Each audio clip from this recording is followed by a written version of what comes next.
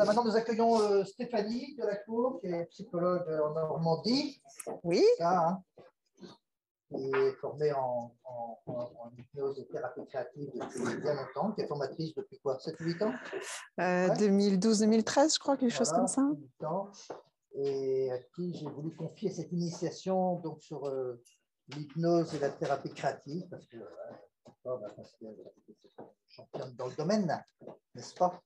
Donc, elle va vous transmettre les bases de cette pratique-là et de sa clinique, de sa pratique à elle.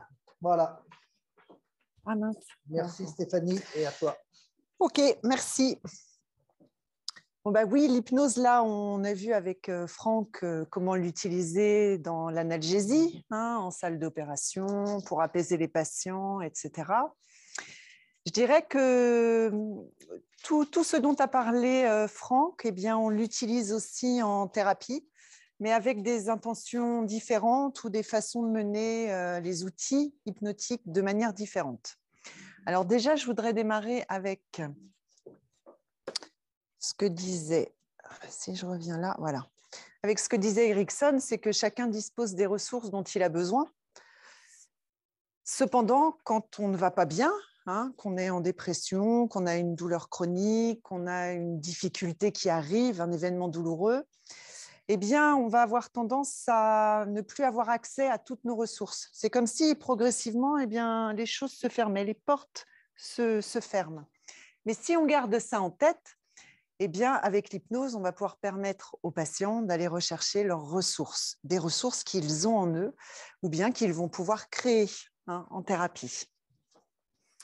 Alors, comme on le disait tout à l'heure, eh bien, l'hypnose, en tous les cas, la transe, c'est un état naturel, hein, puisque on fait ça tout au long de la journée. On est ici, on entend quelque chose, ça nous fait partir sur une expérience ou sur quelque chose qu'on a vécu ou qu'on a entendu, et puis hop, on revient ici. Ce qui fait que je dirais que toute personne est accessible à l'hypnose, hein.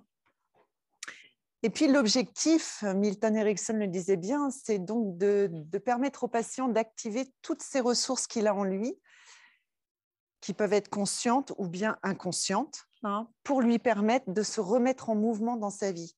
Parce que quand il y a une difficulté, quelle qu'elle soit, elle a tendance à nous mettre ou au ralenti ou à l'arrêt. Donc, on va utiliser l'hypnose pour permettre aux patients de se remettre en mouvement du mieux possible. Du mieux possible. Je voulais juste dire un mot, hein. En transe, eh bien, notre cerveau a un fonctionnement plutôt analogique. C'est pour ça que les métaphores vont beaucoup fonctionner. Tout à l'heure, dans les vidéos de Franck, on entendait des jeux de mots, des métaphores avec les notes, hein. Eh bien, le cerveau, il va prendre et ça va permettre aux patients d'aller activer ses ressources, hein, d'aller en créer. Alors, on parle de cerveau droit, cerveau gauche, entre guillemets, hein. C'est-à-dire que le cerveau gauche, c'est celui qui nous permet d'être là en conscience critique, qui nous permet de réfléchir. Et puis, on va permettre aux patients d'aller activer son cerveau droit, son cerveau des ressources, de son imaginaire, de ses émotions. Donc, ce cerveau droit, il a une logique spécifique qui va se mettre en route quand on est en transe. Et c'est évolutif. Alors, pour faire de l'hypnose avec son patient, hein, on dit toujours, enfin, on dit ici à Émergence, H égale MC2. C'est-à-dire que pour faire de l'hypnose avec son patient, on a besoin de la motivation du patient, du thérapeute, de la coopération et de la confiance du patient et du thérapeute. Sans cette équation, on ne peut rien faire. Donc, ça va être notre travail de nous mettre en lien avec notre patient pour pouvoir créer de la confiance, de la coopération, pour qu'on puisse travailler ensemble. Parce qu'en thérapie, eh bien, les changements peuvent faire peur, hein. On a tous peur des changements. On hésite des fois. Eh bien, il faut que ce changement il puisse se faire au rythme du patient pour qu'il ne soit pas trop apeuré d'un changement qui pourrait être trop grand d'un seul coup. Donc, on va avancer à son rythme dans la relation. La souffrance, elle a plusieurs dimensions. La souffrance, elle est déjà personnelle puisque c'est celle du patient. Mais cette souffrance, en tous les cas en thérapie, on va y faire attention parce qu'elle a aussi une dimension interpersonnelle, c'est-à-dire qu'elle a un impact dans la famille, souvent elle a un impact dans le cercle des amis, on a vu le burn-out, elle a un impact dans le travail. elle a un impact dans, je dirais, tous les systèmes dans lesquels évolue le patient. Donc, on va observer ça. Et puis, cette souffrance, eh bien, elle a une dimension corporelle. Il peut y avoir des douleurs, il peut y avoir des tensions. Elle a une dimension émotionnelle. Elle peut créer de la tristesse, de l'inquiétude, des peurs. Et puis, donc, relationnelle, c'est-à-dire être en relation avec ceux qui m'entourent, plus ou moins proches, les proches de la famille, ou bien avec les collègues, ou bien avec les amis. Donc, on va s'occuper de toutes ces dimensions-là dans la prise en charge. Et on considère le patient comme un élément de ces différents systèmes. Il y a le système médical aussi qui en fait partie. Donc, on le prend dans sa globalité. On dit aussi qu'il faut observer, observer, observer. Dans le sens où on va observer l'état de son patient, comment il est. On va observer l'effet que cet état a sur nous dans la relation. Et puis, on va observer comment se passe cette relation avec notre patient, ce qui va nous permettre d'ajuster au fur et à mesure des séances les outils hypnotiques qu'on va utiliser pour permettre au patient d'aller mieux. Alors, quand il arrive, eh bien, on va observer son état. Dans quel état est mon patient quand il arrive? Est-ce qu'il est encore en mouvement, déjà corporellement, quand il parle, dans ses processus d'idéation, dans ses émotions, ou bien est-ce qu'il est figé, voire en situation d'effondrement? Donc, on va observer cet état pour savoir d'où on part et puis quelles sont les ressources qui sont encore là.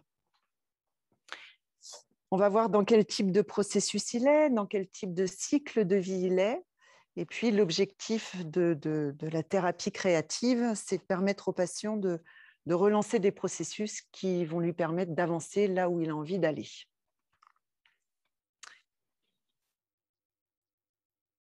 L'utilisation de l'hypnose va permettre au patient de relancer ce qu'on appelle des chaînes d'expérience. Alors ça ne vient pas de moi, ça vient du docteur Dubos, mais je trouve ça essentiel. C'est-à-dire que ça part du corps. Quand on est en mouvement, on a des sensations qui arrivent. Ces sensations-là vont nous donner des émotions. Et les émotions vont nous permettre d'être créatifs, d'avoir accès à des représentations psychiques, à notre imaginaire. Et si notre patient est déjà figé, on imagine que ces sensations sont beaucoup moins créatives, j'ai envie de dire. Elles sont figées également. Souvent, c'est du froid, de l'anesthésie aussi. Du coup, les émotions qui vont avec, tristesse, peur, angoisse. Et puis, le cerveau est comme figé. Donc, il tourne en rond. Il tourne en rond parce que il n'y a plus cette fluidité qui vont leur permettre d'aller retrouver des expériences ou des solutions à leurs problèmes.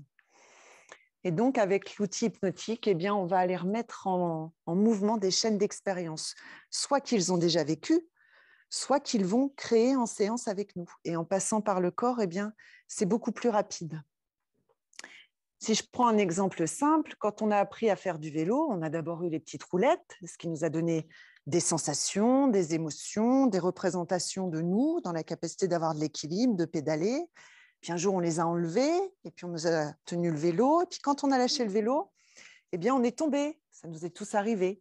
Ça a créé une chaîne d'expérience, mais une chaîne d'expérience qui nous a permis de, après, remodifier notre façon d'être sur le vélo pour créer notre équilibre et pouvoir ensuite rouler. Donc, tous ces moments ont créé des chaînes d'expérience jusqu'à l'équilibre. Et c'est ce qu'on va faire avec nos patients.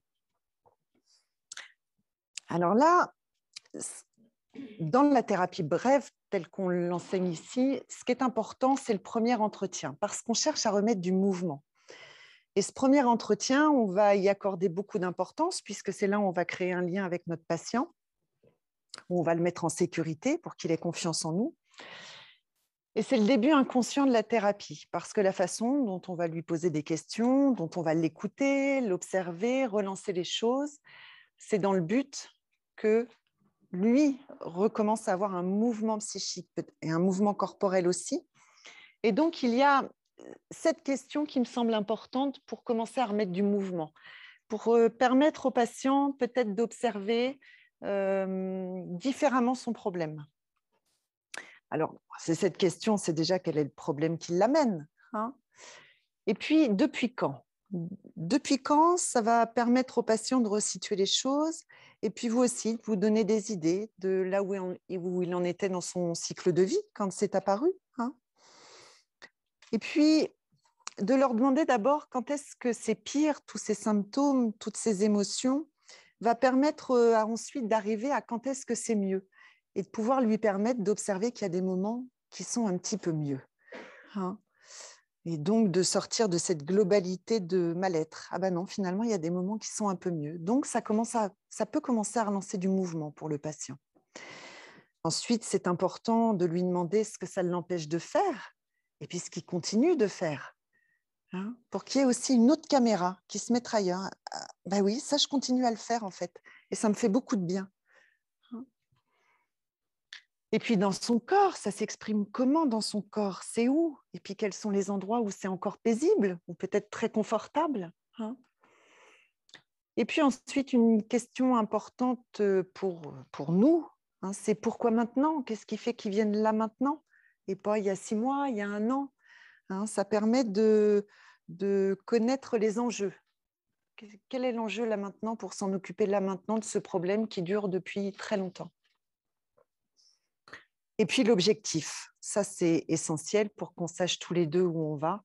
Le patient doit définir un objectif. Alors, un petit objectif pour commencer, mais c'est important, ça va aborder tout le travail. Ça nous permet de savoir où on va, ça nous permet d'observer quand c'est mieux, hein, comment ça avance, et puis de mettre une fin à la thérapie, hein. Donc c'est très rassurant aussi pour le patient, ça l'objectif. Et puis pour nous, les choses sont plus claires. Ce qui permet d'ouvrir sur une stratégie de travail, hein. Par quoi je vais commencer, ça va être quoi le deuxième niveau de travail, etc., pour permettre au patient d'atteindre son objectif. Et puis avec l'hypnose, le patient avance à son rythme dans la thérapie. Et l'objectif permet aussi que nous, on ne fasse pas plus que ce que le patient souhaite. Parce que des fois, on va avoir tendance à se dire, bah, là, c'est mieux, mais il pourrait peut-être aller encore mieux. Oui, mais peut-être ce n'est pas son objectif pour le moment. Peut-être ça sera trop de changements pour lui. Donc, c'est très écologique comme thérapie. Alors, je vous ai parlé des chaînes d'expérience. Le docteur Dubos m'a autorisé à reprendre son schéma parce que notre corps, il est en relation. Il est en relation déjà avec nous, hein, dans nos sensations. Et puis, on est en relation avec les autres. Et les autres aussi nous renvoient des choses. Et comment on va faire avec le monde, et puis avec nos représentations psychiques. Et la thérapie, en tous les cas, l'hypnose en processus thérapeutique, va permettre au patient de se réajuster dans son corps, dans ses représentations psychiques, dans ses relations au monde et aux autres, pour que ça devienne plus cohérent pour lui, plus apaisé, et qu'il se sente capable d'aller vers et de recevoir. Ça va ?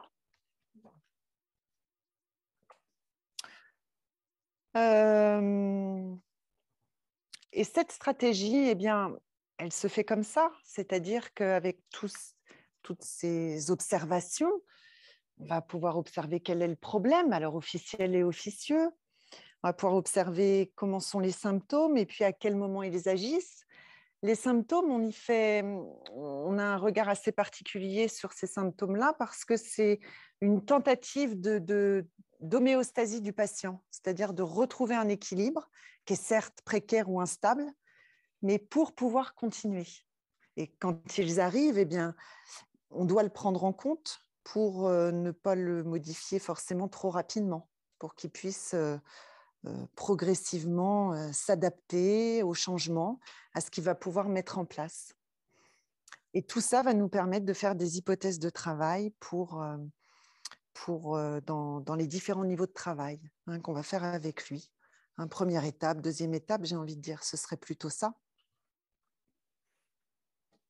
Oups, tac, tac, tac. Et tout ça, une fois qu'on a la stratégie, eh bien, on va savoir quels outils hypnotiques on va utiliser. Alors, il y en a plein, hein, plein, plein, plein. Et voilà, en formation de thérapie, eh bien, on découvre tout ça, le patient dans sa globalité, comment le remettre en mouvement quels outils utiliser. Alors, on pourrait dire qu'il y a d'un côté les processus chroniques, de l'autre les processus aigus. Alors, processus chronique, eh bien, on a les dépressions. Hein. On dit aussi que les processus chroniques, c'est des trans d'alerte au long cours qui ne s'arrêtent pas. On a les douleurs, toutes ces douleurs chroniques avec lesquelles les patients arrivent, qui sont une tentative d'homéostasie pour eux, hein, et puis qui, à un moment, ne tiennent plus. On a l'anxiété qui dure et qui dure. Et puis les dissociations, hein, dissociations corporelles. Hein, je pense à ça là, quand des fois après une opération du bras, par exemple, le bras, c'est comme s'il ne faisait plus partie du schéma corporel. Et ça vient créer des soucis émotionnels, hein, de sensations, du coup émotionnelles et puis psychiques. On peut avoir des dissociations de mobilité, des dissociations d'âge, plein de dissociations. Et tout ça, eh bien, on va apprendre à les repérer et puis on va apprendre quel type d'outils on va utiliser. Hein, par exemple, avec des personnes qui sont en arrêt à un moment de la thérapie, par exemple, vous avez tous entendu parler de la lévitation. À un moment, on va se dire, tiens, ce serait opportun qu'à ce moment-là, le patient il refasse une expérience de mouvement avec son bras. Donc, on va utiliser la lévitation pour qu'il retrouve cette expérience, cette chaîne d'expérience. Et puis que ça réinstalle d'autres sensations, d'autres émotions, et que ça réouvre des choses dans sa tête. Processus aigu, c'est tout ce qui est chaotique, c'est-à-dire aigu. Quand les patients arrivent en processus aigu, ils ont encore accès à la majorité de leurs ressources, ce qui fait que c'est des thérapies, pour le coup, assez brèves. Hein. C'est leur permettre de passer un cap. Mais ils sont encore tout en mouvement, tout en mouvement. Ils arrivent très, très vite au cabinet, ce qui fait que c'est quand même beaucoup plus rapide que les processus chroniques. Et par exemple, KO, on va utiliser une catalepsie à un moment pour redonner de la stabilité. On va utiliser la stabilité des pieds. Hein. Voilà ce qu'on voit en hypnose et créativité thérapeutique globalement. On voit encore d'autres choses, hein. Mais là, en initiation, c'était... Je cale. Alors, je vais vous montrer 4 vidéos d'une jeune patiente qui a 16 ans. Elle est en foyer depuis toute petite. Alors, elle vit là dans un foyer d'ados où elles sont peu nombreuses, elles sont 9, suivies par des éducatrices. Et on m'a demandé de la voir parce qu'elle a beaucoup, beaucoup de colère en elle. Elle est toujours en conflit avec les autres dès que ça ne va pas dans son sens. Et puis, elle peut être alors violente, pas violente envers les autres, mais violente. Elle va casser une porte, elle va faire un trou dans le mur, elle va hurler, c'est exponentiel. Et donc, l'assistante sociale qui la suit m'a demandé de la recevoir. Et quand je la reçois, je m'aperçois que dans son corps, il y a beaucoup, beaucoup de dissociation. Et je m'aperçois que quand elle marche, elle est en instabilité totale. Et je me dis que si je suis en instabilité quand je marche, je suis forcément en instabilité dans tout mon corps et dans ma tête. Donc, le premier travail qu'on va faire ensemble, c'est un travail sur la marche. Alors, je n'ai pas la première vidéo, je n'ai pas filmé à ce moment-là, mais elle marche comme ça. Elle a besoin du contact du sol, quoi. Elle rampe, elle rampe, elle rampe. Donc, je lui ai fait enlever ses chaussures. Et puis, elle a appris à poser ses pieds.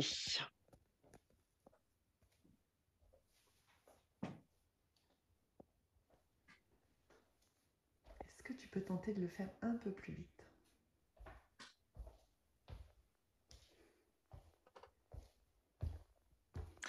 Marcher, on peut se dire, on pourrait croire que c'est quelque chose de naturel et qui se fait tout seul. La preuve que non. Hein. Donc, quand on la voit marcher comme ça, on se dit qu'effectivement, si ça, c'est pas calé, au niveau de la chaîne d'expérience, ça ne peut pas être stable en haut. Donc, entre chaque vidéo, je faisais des transes de stabilité, de sensation des pieds sur le sol. Puis, deuxième vidéo.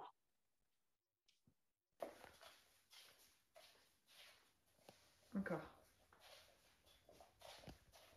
Encore. On sent qu'il y a quelque chose qui se pose. Hein, qui se pose.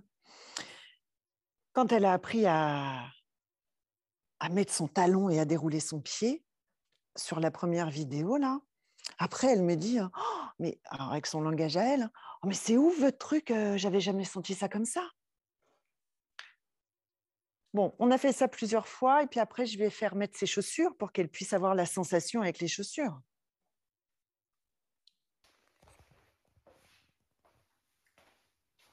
Et on peut observer que, alors c'est pas encore parfait, mais progressivement, tout le reste du corps est déjà un peu plus fluide. Un peu plus fluide. Et puis, dans la même séance, ça c'était la dernière. Voilà. Les choses commencent à se poser. Les pieds se lèvent, le pied commence à se dérouler. C'est pas encore du fluide, hein, mais... Et puis quand je l'ai revu après, eh bien, les crises de colère, il y en avait toujours, mais en intensité moindre et un peu moins souvent. Un peu moins souvent.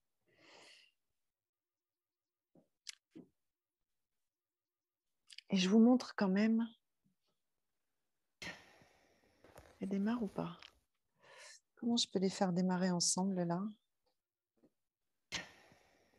Ah oui, ça démarre, pardon. Voilà.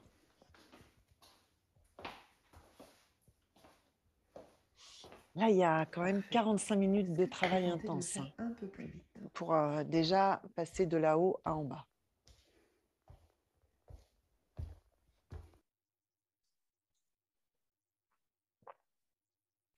Donc, l'hypnose, elle permet d'être extrêmement créatif. Hein.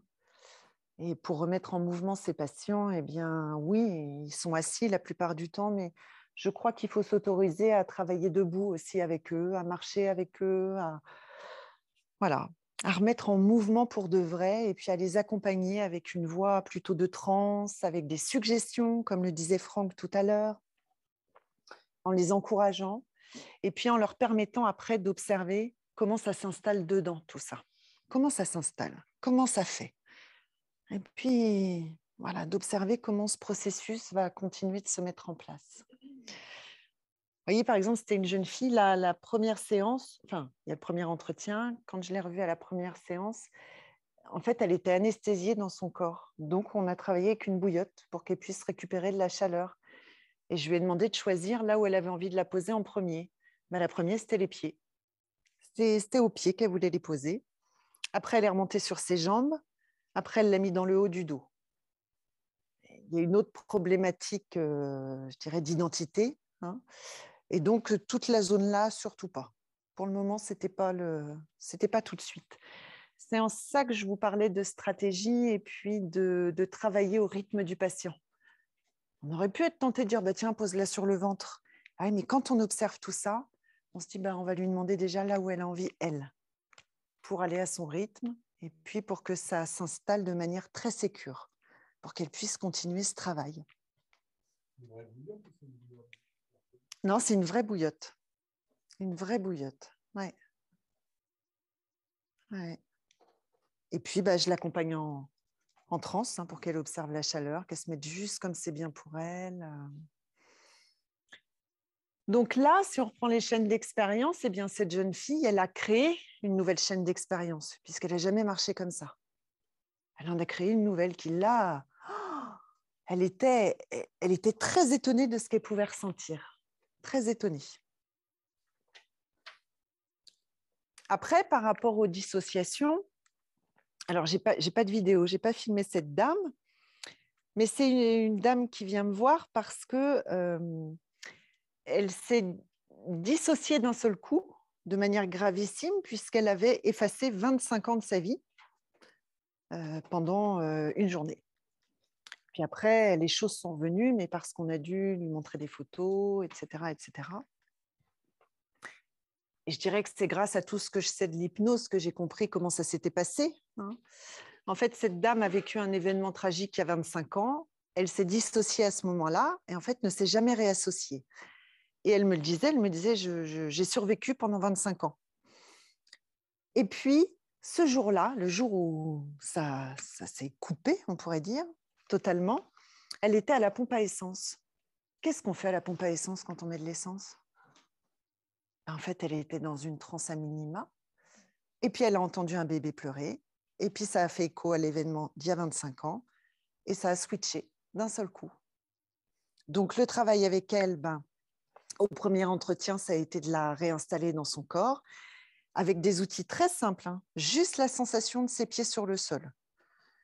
Avec des pressions pour sentir que le sol il est stable, il est solide. Et puis, au fur et à mesure, cette stabilité telle qu'elle la ressentait va s'installer dans d'autres parties du corps. Une fois que c'était bien, on a travaillé debout, elle a marché. Et ça, quand elle s'est mise debout, elle était comme ça. Alors, je la regardais observer. Je lui dis, c'est comment là? Elle me dit, mes pieds touchent le sol. Elle me dit, ça fait longtemps qu'ils ne touchaient plus le sol. Mais elle ne s'en rendait pas compte. Après, elle a senti de la solidité. Bon, et puis la fois d'après, on a fait un travail de deuil. Mais voilà, ça, c'est grâce à l'hypnose que j'ai pu observer qu'en passant par le corps, ça permet déjà de remettre plein de choses en route, grâce à cette chaîne d'expérience. Voilà ce que je peux vous dire de manière succincte de ce que l'hypnose dans les processus thérapeutiques permet de faire, l'observation, la stratégie, les différents niveaux de travail, les chaînes d'expérience pour relancer les choses. J'avais envie, suite à cette présentation succincte, plutôt de continuer en fonction de vos questions. Oh là. Vous avez sûrement des questions par rapport à tout ce que j'ai dit. Ouais. Même, excusez-moi. Moi, j'ai une question, parce que ça m'intéresse ce que tu racontes, n'est-ce pas?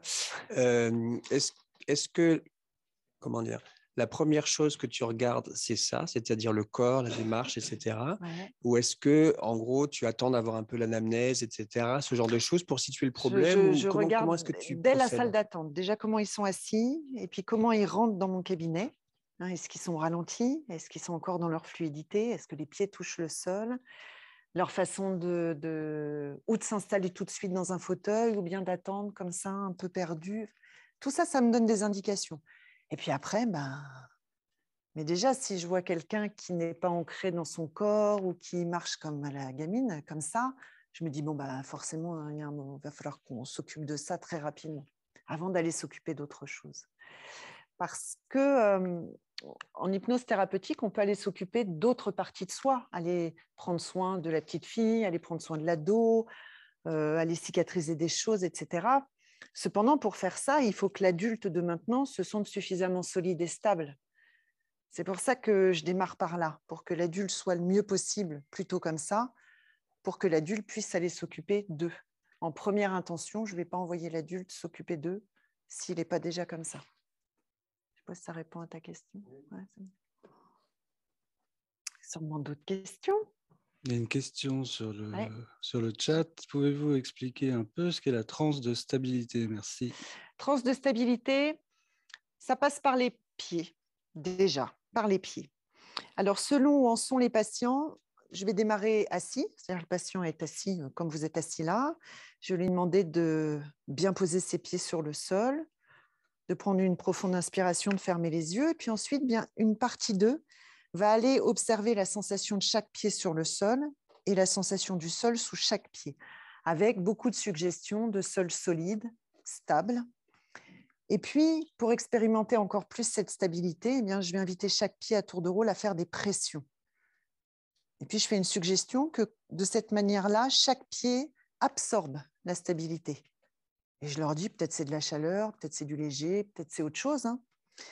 Et je leur dis, quand chaque pied a suffisamment absorbé cette stabilité, juste, ils arrêtent les pressions.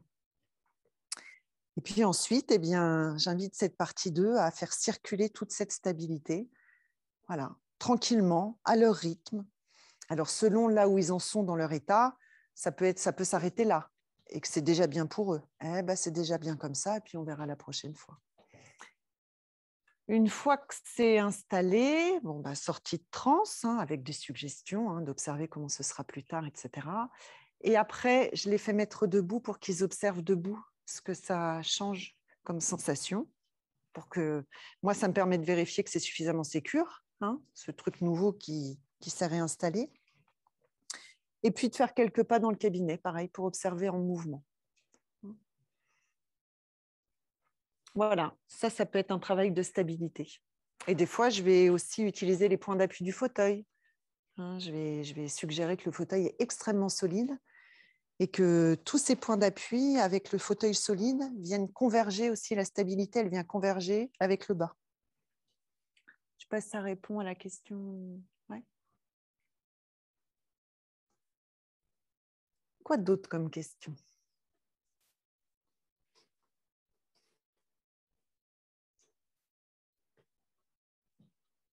Est-ce que c'est quelque chose qu'on peut proposer à des gens qui n'ont pas de lieu de sécurité?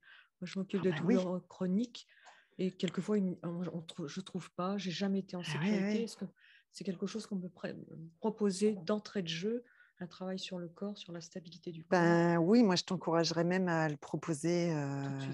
Et oui, parce que si je me sens stable, je suis déjà plus en sécurité dans mon corps. Et puis, avec cette sensation-là, si on reprend la chaîne d'expérience, ça va me permettre peut-être de retrouver des expériences où je me suis sentie stable. Peut-être un sport, peut-être... Moi, je me souviens d'une patiente, il n'y a pas très longtemps, elle était debout en train de faire de la planche à voile parce qu'elle a assise, elle a récupéré en stabilité cette expérience-là. Pourtant, la planche à voile, elle me dit, mais j'étais super stable. Alors, pour moi, c'était tout bénef, cette expérience-là par rapport à sa problématique. Je vais faire ouvrir les yeux, se mettre debout, se mettre en position, tenir le wishbone, etc. Et elle a passé toute la séance comme ça. Et moi, je l'ai accompagnée avec des suggestions, comment ça s'installe, à faire circuler. Oui, parce qu'en processus chronique, les patients, ils ont perdu leur créativité. C'est comme s'ils avaient une palette de couleurs en noir et en gris. Donc, bien, aller retrouver des ressources comme ça de lieux de sécurité, c'est compliqué pour eux puisqu'ils n'ont plus accès à toute leur fluidité d'imaginaire, de représentation psychique. Donc, en passant par le corps, eh bien, ça évite des obstacles comme ça. Parce que s'ils font des pressions, ils sentent quelque chose. Avec certains patients chroniques, quand ils récupèrent des sensations, il peut y avoir beaucoup d'émotions. Beaucoup d'émotions parce que ça fait longtemps. Quand ils récupèrent de la chaleur, souvent ça pleure. Mais c'est des larmes nécessaires et utiles.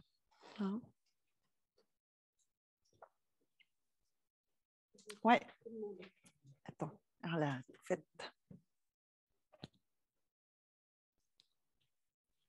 Dans un cadre non professionnel, voilà, comme ça, pour aider une personne que je connaissais, qui avait, au bout de 3 cancers en 3 ans,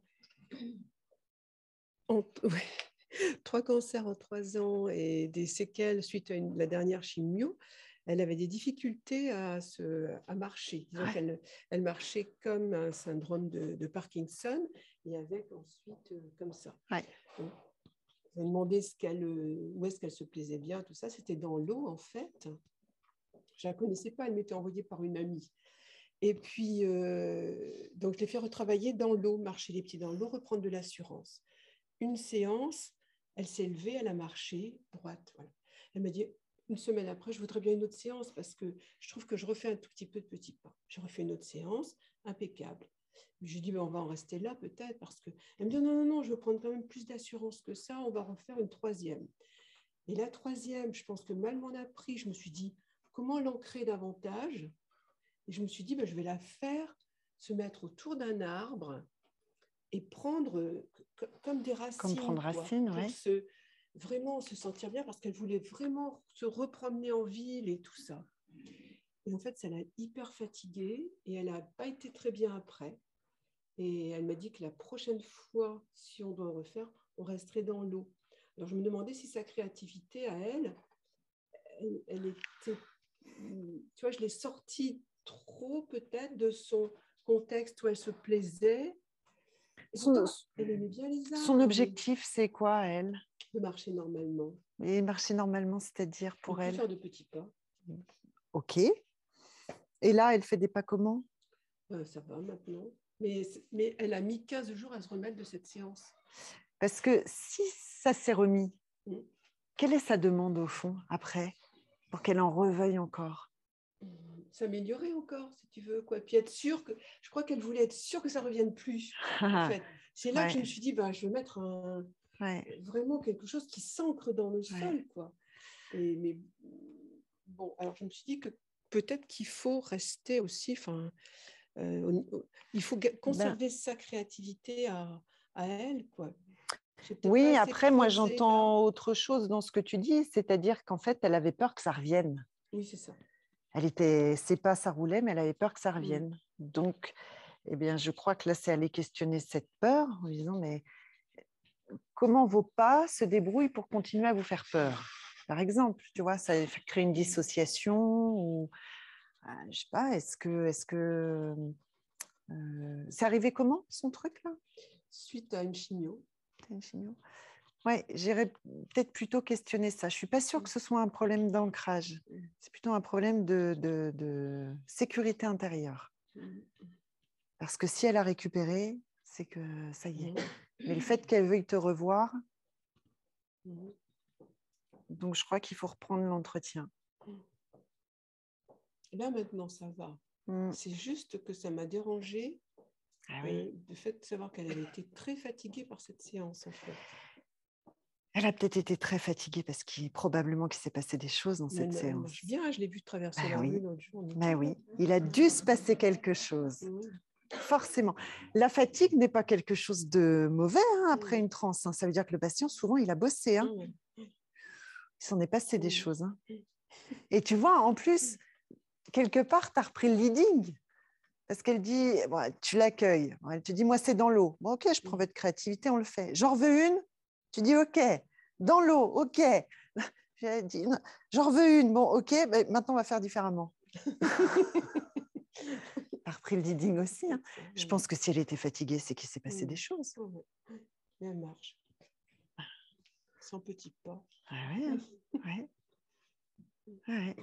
Donc, elle a réussi à recréer une chaîne d'expérience, en tous les cas suffisamment sécure pour remarcher, qui est venue se mettre à la place de l'autre dû à la chimio.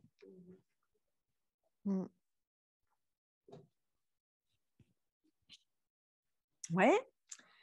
Oui, tu parlais tout à l'heure de patients qui avaient besoin de stabilité, qui avaient besoin de retrouver une encre, le sol, mais il peut y avoir des cas de patients qui sont dans un excès de stabilité. Par exemple, ils sont figés, ils sont dans leur zone de confort et ils ont justement du mal à accepter le changement ou à se préparer à un changement. Et à ce moment-là, comment on peut, là, avec l'hypnose, tout un travail de remise en mouvement. Et on peut encore passer par le corps, lévitation, marcher, faire des mouvements du bassin, remettre de la fluidité, etc. On va plutôt passer par des outils de ce type-là, en fait, pour les remettre en mouvement dans leur tête. Et puis, ça dépend de l'objectif. Qu'est-ce qui fait qu'ils arrivent là maintenant? Quel est leur objectif à eux? À quoi ça va leur servir d'être un peu plus fluides dans leur façon de faire?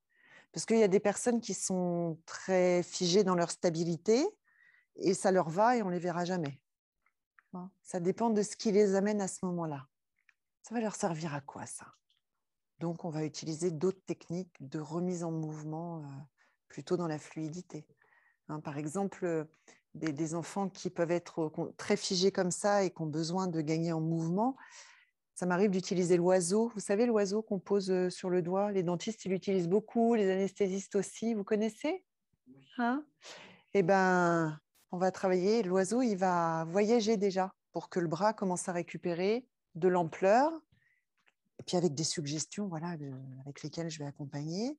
Et puis après, ils vont marcher avec cet oiseau tout en faisant bouger le bras pour retrouver toute cette fluidité d'occupation de l'espace. Et si j'arrive à occuper l'espace en étant sécure, là-haut, ça va modifier des choses et me permettre d'être plus sécure, peut-être pour aller vers un petit changement. Voilà, les mettre plus en sécurité.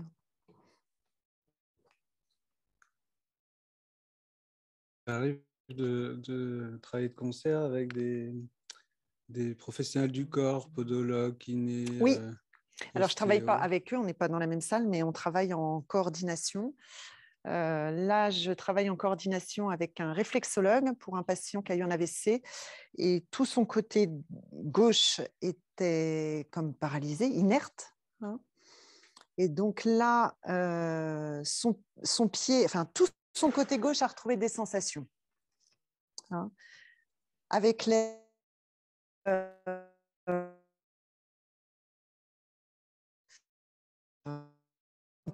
thérapie, par exemple, j'ai travaillé beaucoup en lui touchant et le bras et la main jusqu'au bout des doigts pour que les yeux fermés, il puisse ressentir son schéma corporel gauche.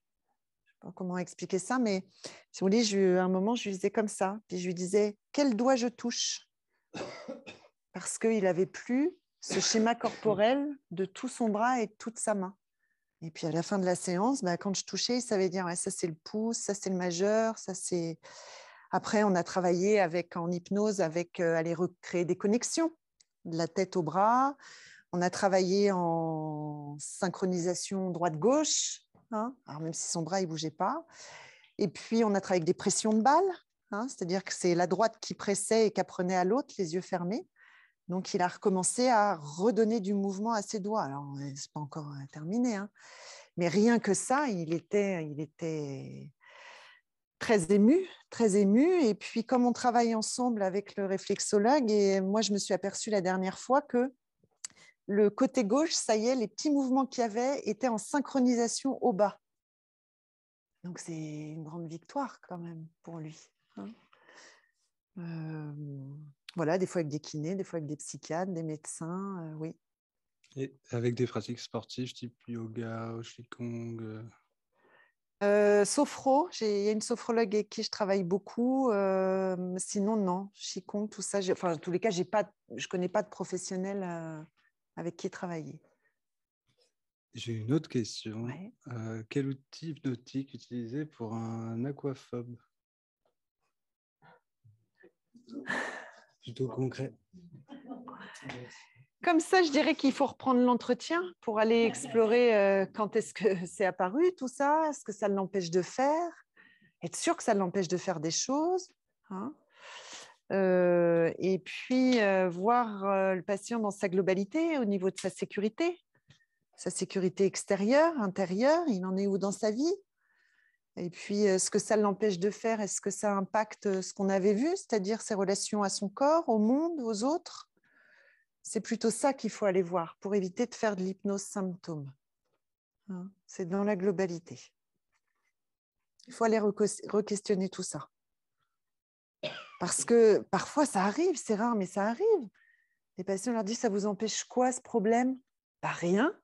Alors, on explore quand même, rien du tout. Bah, ça va vous apporter quoi alors? De faire je ne sais combien de séances pour régler un problème qui finalement ne pose pas problème. Ça arrive des fois. Hein. Donc, il faut reprendre tout ça.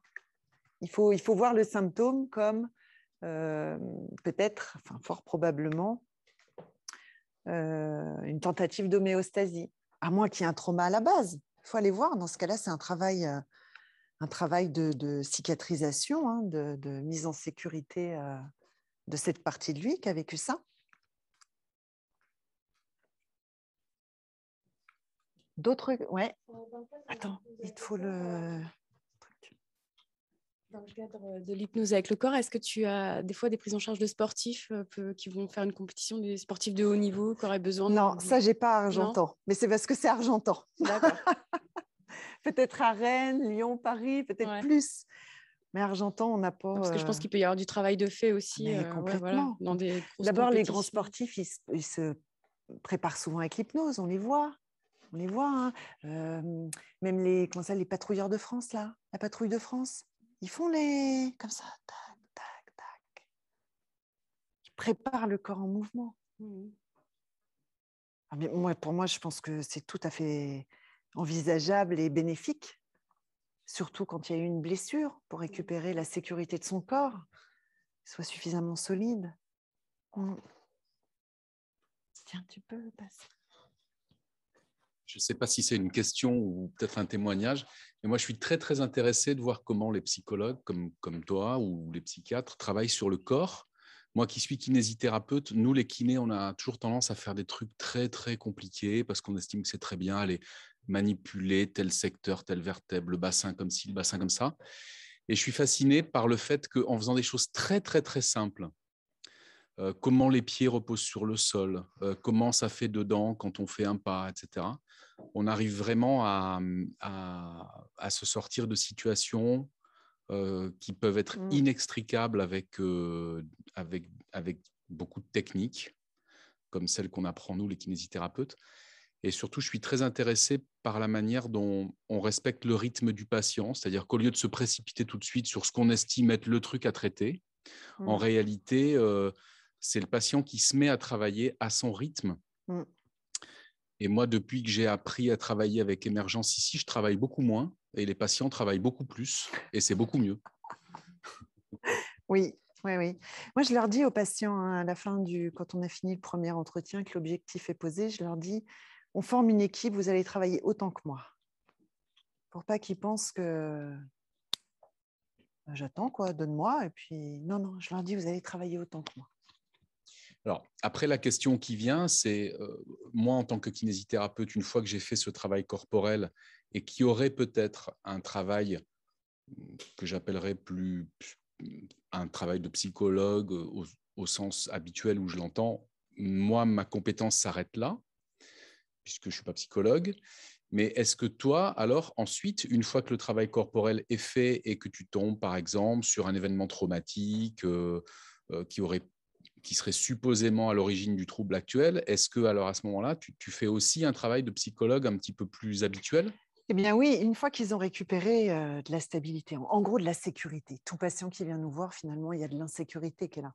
Une fois qu'ils ont récupéré cette sécurité, que ça passe par de la solidité, de la stabilité ou autre chose, ou occuper tous ces volumes, etc., eh bien oui, s'il y a un trauma, il y a une partie d'eux de maintenant qui est solide, qui va aller prendre soin de la partie qui est encore là-bas, en fait.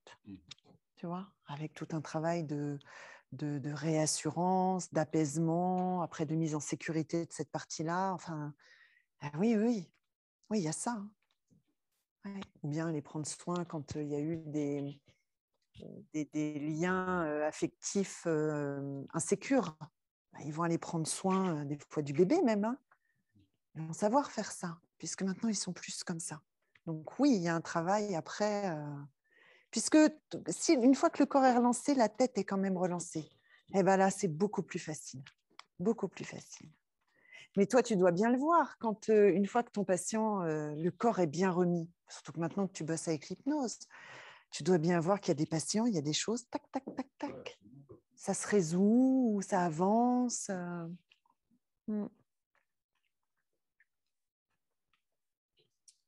Il y a encore une série de questions, mais qui vont rejoindre, je pense, la phobie sur des cas particuliers, notamment sur le goût et l'odorat, alors peut-être lié au Covid, je ne sais pas, et aussi sur les problématiques de PMA et de traitement pour la fécondation. Pour le goût et l'odorat, c'est quand il y a la perte de goût et d'odorat. Ben, s'il y a vraiment que ça, donc on sait que le Covid a pu créer des pertes de goût et d'odorat. Je travaille avec eux en transe pour qu'ils aillent comme remodifier leurs petites cellules. Vous voyez, ils vont aller observer comme une réification, j'ai envie de dire. Et avec beaucoup de suggestions de remise en mouvement de ces petites cellules qui rebougent, etc., pour peut-être activer les choses. Hein. Maintenant, PMA, c'est quoi la question exactement par rapport à la PMA ? Que proposeriez-vous à une patiente en parcours de fécondation in vitro qui présente un taux hormonal trop important pour débuter les traitements ? L'objectif pourrait être de stabiliser ce taux hormonal. Là, je ne sais pas, parce que tout ce qui est PMA, enfin, les problèmes en général, mais c'est d'abord une relation de couple, un projet de couple. Il faut d'abord voir où en est le couple. On a tendance à voir souvent que la femme. Il faut voir le couple, voir où il en est. Et puis, voir où en est aussi la femme dans sa maturité, dans son cycle de vie. Est-ce que c'est bien raccord ou pas du tout ? Ou pas trop ? Donc, il faut reprendre en globalité encore le patient. Quelles sont ses croyances aussi ? Quelles ont été les croyances dans la famille ? Hein ? pour ce qui est fertilité, la façon dont la grossesse va se passer, l'accouchement. On sait bien qu'il y a des histoires de famille aussi qui passent. Hein. Ma grand-mère a accouché à 7 mois, ma mère aussi. Moi aussi, je sais que je vais accoucher à 7 mois. Donc là, pour la PMA, pour moi, il faut aller voir la relation de couple. Hein. Le projet de bébé, il s'inscrit dans quoi? Et puis après, voir si tout va bien et qu'il n'y a vraiment que le taux hormonal.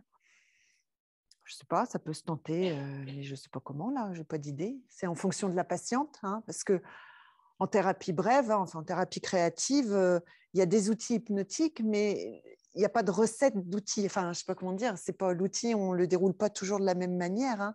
Il va être adapté à notre patient, bien évidemment. Bon.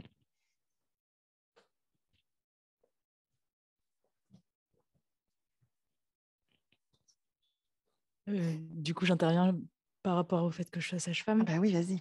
Je pense qu'il y a souvent un jeu du coup hormonal et on sait bien que les hormones, elles ne sont pas uniquement liées au fonctionnement intrinsèque de notre corps, mais également à tout ce qui se passe dans notre environnement et en particulier le stress. Je ne sais pas si c'est ça, mais potentiellement, ça peut être un taux de prolactine qui est élevé, qui peut entraîner en effet un dérèglement des cycles hormonaux. Et ça, on sait très bien que c'est en lien aussi avec le stress. Ouais. Donc, les taux hormonaux peuvent aussi avoir une modification. Bah, du coup, avec ce que tu dis, tu vois, bah, j'irai voir comment va le couple, quel est ce projet de bébé, quel est l'enjeu. Enfin, est-ce que c'est un couple parental, un couple conjugal? Est-ce que c'est un couple qui va pouvoir faire les deux? Ouais.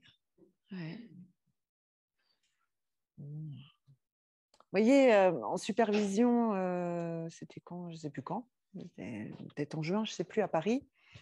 Il y a une infirmière qui montre une vidéo pour l'implantation des embryons. Donc, on a une jeune femme de, je ne sais pas, elle a peut-être 27 ans à peu près. Donc, sur la table, en position gynécologique, hyper contente, vraiment, elle est contente, ça y est, on dépose les embryons, tout ça. Sauf qu'il y avait un bel âge clandestin d'ado, hein, et que le papa, il était, alors elle était, on va imaginer que la table était à peu près là. Ben, le papa, il était là, sur sa chaise, sur le téléphone. Et quand elle lui disait « T'es content, hein, t'es content ?» Ouais. Et bizarrement, il passe en PMA. Vous voyez, il faut aller réinterroger tout ça. Il faut aller réinterroger. Des problèmes relationnels. Bien, quand on était au congrès à Lyon, une sage-femme qui est venue me voir et qui me dit, voilà, je fais des consultations, 2 consultations pour la femme, 2 consultations pour l'homme, pour les aider avec l'hypnose. Et elle me dit, ce qui est fou, c'est qu'il y a un couple qui est en PMA et la femme me dit, en fait, ça fait 6 ans qu'on n'a pas de relation sexuelle. Eh oui, parce que c'est un couple qui se fonde sur la parentalité, mais pas le conjugal. Donc, voilà. D'autres questions? Moi, je viens de poser une question sur les acouphènes, la créativité par rapport aux acouphènes. Eh ben, moi, en auto-hypnose, alors là, que dalle. Moi, je les reprends dans leur globalité, les acouphènes. Il y a souvent une rupture d'homéostasie à un moment. C'est pour ça que, c'est comme ça qu'ils sont arrivés à un moment, quoi. Fin du Covid, fin du confinement. Eh ben, moi, j'irais observer, demander, c'était comment pendant le confinement? Parce que j'avais réécouté l'émission qu'on avait fait avec Claude là, sur le burn-out et j'avais dit qu'il y a beaucoup de personnes qui ont profité du confinement pour de vrai, c'est-à-dire qu'ils ont eu le temps de se poser, de retrouver du temps avec la famille, de cuisiner, de jouer, sans aucune pression professionnelle. Et puis, il a fallu y retourner. Donc, je crois qu'il faut aller re-questionner tout ça. Tu vois? Je crois. Parce qu'on pense à Claude, mais... D'autres questions? Oui. Attends, tiens, regarde. Alors, dans la situation où il y a trop de mouvements, je pense notamment à l'hyperactivité des enfants, des adolescents, est-ce que tu as l'expérience que l'hypnose peut avoir un atout, un les intérêt. réinstaller dans leur corps. Oui. Ils ne sont pas dans leur volume corporel. S'il y a de la perturbation physique et oui, le Ouais. corps, la tête. Ouais. Et les réinstaller déjà dans leur volume intérieur, du haut de la tête jusqu'au bout des pieds, de faire travailler la stabilité, la marche, pourquoi pas travailler avec l'oiseau aussi, ou le ballon, hein, pour travailler l'équilibre, retrouver des mouvements réguliers, etc. Déjà, il y a des choses qui s'installent. Des choses qui s'installent. Et puis après, il faut aller voir comment ça se passe à la maison. Comment sont les relations entre tous, hein. Comment ça se passe. Et comment, des fois, est la fratrie aussi. Hein, ouais. Mais il y a des possibilités, en tout cas. Ah oui, oui. Le travail sur le corps est important, mais comme je vous l'ai dit, c'est important, mais dans la relation, dans tous ces systèmes. Hein. C'est une porte d'entrée pour permettre du changement et peut-être de travailler d'autres choses après. Mais ce n'est pas que le corps en lui-même, c'est le corps en relation. L'hyperactivité, c'est comme l'énurésie, hein, c'est un problème relationnel. Ouais.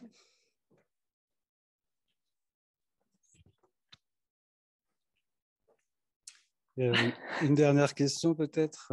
Est-ce que ça t'est arrivé de réactiver donc, ces schémas corporels et que ça ne déclenche pas d'émotion ou de réassociation? En fait, c'est quand les processus chroniques, je pense notamment aux douleurs chroniques, hein, entre autres, ou les dépressions gravissimes, quand ça fait longtemps, ça peut demander du temps pour que des sensations se réinstallent. Et donc, c'est normal. Hein, des fois, ça va demander 4, 5, 6 séances pour que ça se remette en route. Donc, mais sinon, ça se remet en route. Ça se remet en route. Après, il y a les médicaments. Il faut voir aussi quels médicaments ils ont. Hein, parfois, il y a trop de médicaments. Je leur dis, non, il y en a trop, là. Il faut diminuer un peu parce que on sait que les médicaments agissent aussi en termes de sensation, d'anesthésie. Mais voilà, il faut être persévérant. Persévérant dans ses intentions.